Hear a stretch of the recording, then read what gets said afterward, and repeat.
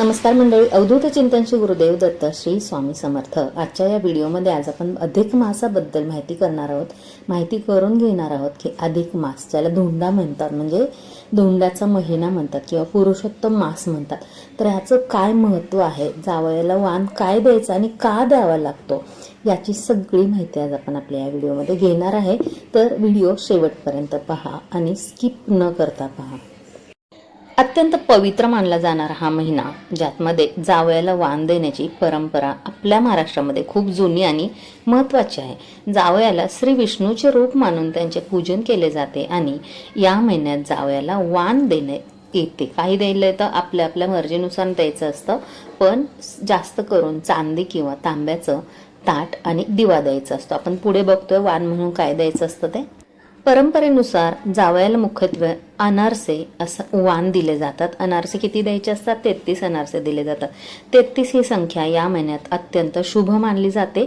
30 दिवस प्लस म्हणजे अधिक 3 म्हणजे अधिकचे 3 दिवस असे 33 म्हणून अनारसे। जर अनारसे देता नाही ना आले तर आपण जाळीदार वस्तू म्हणजे जसे बत्तासे असतात, 33 बत्तासे किंवा म्हैसूर पाक, असं 33 म्हैसूर पाकच्या वड्या असं द्यायचं असतं।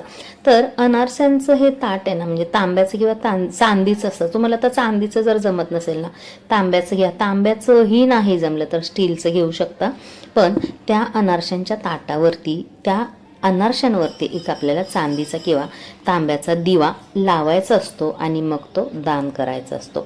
आता जावयांना आहेर पण द्यायचा असतो, भेटवस्तू पण द्यायच्या। तर हे सगळं आपल्या मनापासून करायचं असतं। जेवढी आपली म्हणजे आपण करू शकतो ना, आपल्या ऐपतीप्रमाणे आपल्या इच्छेनुसार आपण करू शकतो ना, तसं करायचं। आता बघा, एखाद्याकडे खूप म्हणजे गरीब आहे आणि त्यांच्या जावयाचं आत्ताच लग्न झालंय म्हणजे मुलीचं, आणि नवीन जावया, तर त्यांना चांदीचं किंवा तांब्याचं ताट जर नाही न देता आलं तर स्टीलचा दिवा, स्टीलचं ताट सुद्धा चालेल। अनारशांसोबत जावयाचा मान म्हणून इतर वस्तू सुद्धा द्यायच्या असतात, जसा पोशाख असतो म्हणजे नवीन कपडे, शर्ट पॅन्ट सूट किंवा धोतर कुर्ता, सोन्याची अंगठी, चेन, हे तर आपल्या आपल्या इच्छेप्रमाणे नाही, आपल्याला जमेल तसं असतं, किंवा चांदीचं एखादं नाणं, असं सुकामेवा, नारळ, 5 प्रकारची फळे, असं सगळं द्यायचं असतं। पण या सगळ्यांपैकी जर वस्तू नाही जमल्या ना, तर जेवढ्या आपल्याला जमतील ना तेवढ्या वस्तू द्यायच्या आहेत। आपलं देणं, मनापासून देणं, मनापासून पूजा करणं हे महत्त्वाचं आहे। शेवटी भाव महत्त्वाचा आहे। आता जेव्हा वाण द्यायचा असतो ना, जेव्हा आपण आता आपल्या जावयांना घरी बोलवतो, मग ते योग्य पद्धत काय असते, तर वाण देताना ते हातात द्यायचं नाही। म्हणजे आले ते एखाद्या चेअरमध्ये बसले किंवा सोफ्यात बसले आणि तुम्ही त्यांच्या हातात वाण दिलं, असं नाही करायचं। तर काय करायचं, शास्त्रोक्त पद्धतीने अधिक फलदायी मानलं जातं हे, जर तुम्ही शास्त्रोक्त पद्धतीने केलं तर। म्हणजे काय, पहिलं जावयांना आणि मुलींना आदराने घरी बोलवायचं, त्यांना निमंत्रण द्यायचं।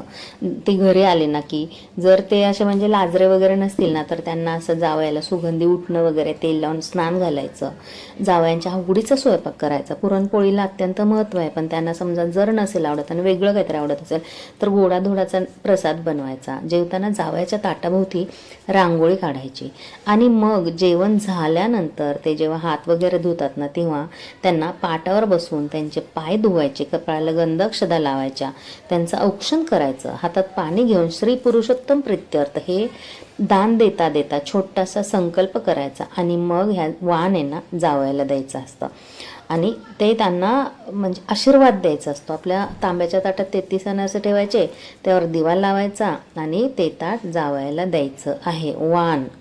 यावेळी जावयाने तो दिवा शांत होईपर्यंत तिथेच बसायचं असतं ॲक्च्युली, आणि मग तिथून सासू सासऱ्यांचा आशीर्वाद घेऊन पाया पडून मग तिथून निघायचं असतं। असं हे सगळं असतं। तर ही 33 संख्या का असते, तर 33 संख्या म्हणजे 30 महिन्याचे दिवस असतात आणि 3 अधिकचे दिवस असतात म्हणून 33। तर या महिन्यात 33 नंबरला खूप महत्त्व आहे। तर 33 अनारसे देणे शक्य नसेल तर मी पहिल्यांदाच तुम्हाला सांगितलं की 33 लाडू द्या, 33 फळे द्या, 33 बत्ताशे द्या, 33 म्हैसूर पाक द्या असं। आणि अधिक महिना जेव्हा सुरू होतो ना, तेव्हापासून तो संपेपर्यंत आपण कधीही वाण देऊ शकतो आणि शुक्ल पक्षात किंवा पौर्णिमेला वाण देणे उत्तम असते।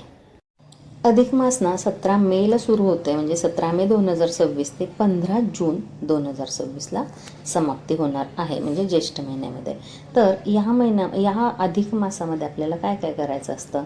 या अधिक मासाला ना मल मास असे सुद्धा म्हटले जाते, कारण या काळात अनेक शुभ समारंभ आणि विधी सहसा पार पाडले जात नाहीत, पुढे ढकलले जातात. जसं विवाह समारंभ, गृहप्रवेश, नामकरण, मुंज, ह्या ज्या सगळ्या गोष्टी आहेत ना, म्हणजे कुठली एखादी वस्तू खरेदी करणं, घर, वास्तू किंवा एखादं गाडी, ह्या सगळ्या वस्तूंना पुढे ढकलल्या जातात, कारण या मलमास म्हणून ओळखला जाणारा हा अधिक मास धार्मिकदृष्ट्या तर चांगला असतो, पण काही चांगली सत्कर्म करण्यासाठी चांगला नसतो असं म्हटलं जातं. तर आध्यात्मिकदृष्ट्या हा अत्यंत पवित्र आणि महत्त्वपूर्ण मानला जाणारा अधिक मास आहे.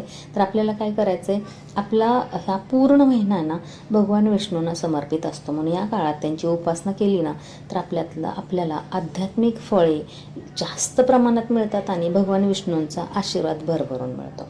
आता या महिन्यात काय करायचं, धार्मिक आणि आध्यात्मिक उपक्रम करायचे असे, जसे की भगवान विष्णूंची उपासना करायची, मंत्रजप करायचा, धार्मिक प्रवचने ऐकायची, म्हणजे जसं अभंग असतात, कथा श्रवण करायचं, दानधर्म करायचं, परोपकाराची कामे करायची, मंदिरे तीर्थक्षेत्रांना भेट द्यायची, वृक्ष लावायचे, समाजसेवा करायची. यामुळे काय होईल, आपल्या मनाला शांती मिळते, आध्यात्मिक पुण्य लाभतं आणि ईश्वराचा आशीर्वाद प्राप्त होतोच.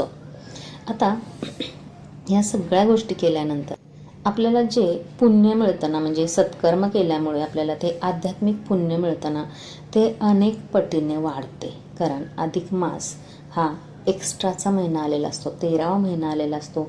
भगवान विष्णूंची खूप सेवा करायची असते आणि आपल्याला एक्स्ट्रा एनर्जी मिळणार आहे या सगळ्या सत्कर्म केल्यामुळे. त्यामुळे पूर्ण महिना आपल्याला भगवान विष्णूंची सेवा करायची आहे, दानधर्म करायचे आहेत, भक्ती करायची आहेत, पुण्यकर्म करायचे आहेत, भगवंताची भजनं, कीर्तनं, अभंग ऐकायचे आहेत, वाचायचे आहेत, श्रवण करायचे आहेत, पठण करायचे आहेत. मंदिरांमध्ये जाऊन थोडा तरी वेळ तिथे भगवंतासाठी द्या. ॲक्च्युली तो आपल्यासाठीच देतो आपण, कारण आपल्याला मनाची शांती हवी असते, पण भगवंताच्या दारात जाऊन थोडा वेळ बसा आणि तिथे मंत्रजप करून बघा आणि फरक अनुभवा. तुम्हाला घरात केलेले मंत्रजप आणि साधना आणि मंदिरात केलेली मंत्रजप आणि साधना यामध्ये फरक नक्की तुम्ही अनुभवाल.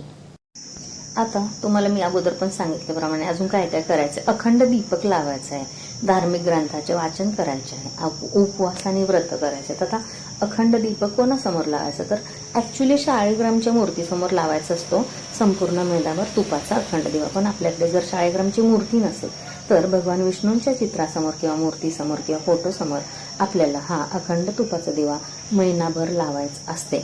हे केलं ना तर आपल्याला मागील सर्व जन्मातील पापांचे क्षालन होते, ज्यामुळे सुख, शांती आणि समृद्धीचे जीवन लाभते. या महिन्यात देवाला दिवे आणि ध्वजदान करणे अत्यंत पुण्यकारक, पुण्यदायी मानलं जातं.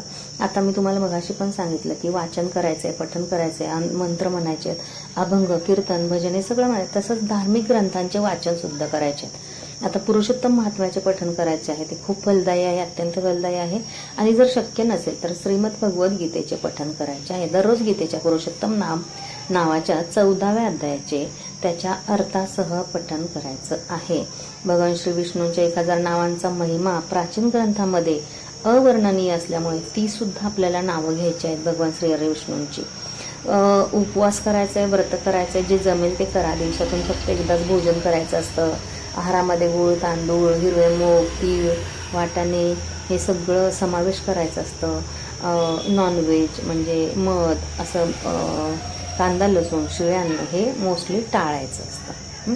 आपल्याला आध्यात्मिक प्रगती आणि मानसिक शांती हवी असेल ना तर या गोष्टी जेवढ्या जमतील तेवढ्या काळ करा, काटेकोरपणे करा. सगळ्या नसतील ना जमत तर जेवढ्या जमतील तेवढ्या श्रद्धेने करा, म्हणजे आपल्याला त्याचं फल मिळणार आहे. हे श्रद्धेने केलं तरच फळ मिळतं बरं का, नाहीतर नाही मिळत. असाच एक नवीन व्हिडिओ घेऊन येते जो माहितीपूर्ण असेल, भक्तिपूर्ण असेल. तर नवीन व्हिडिओ येण्यासाठी आपण जर चॅनलवरती नवीन असाल ना तर सबस्क्राईब करा, बेल आयकॉनवरती क्लिक करा. जर व्हिडिओ आवडला असेल, कोणाला जर ह्याची खरंच गरज असेल तर हा व्हिडिओ शेअर करा आणि लाईक करायला विसरू नका. अवधूत चिंतन श्री गुरुदेव दत्त. Bye bye.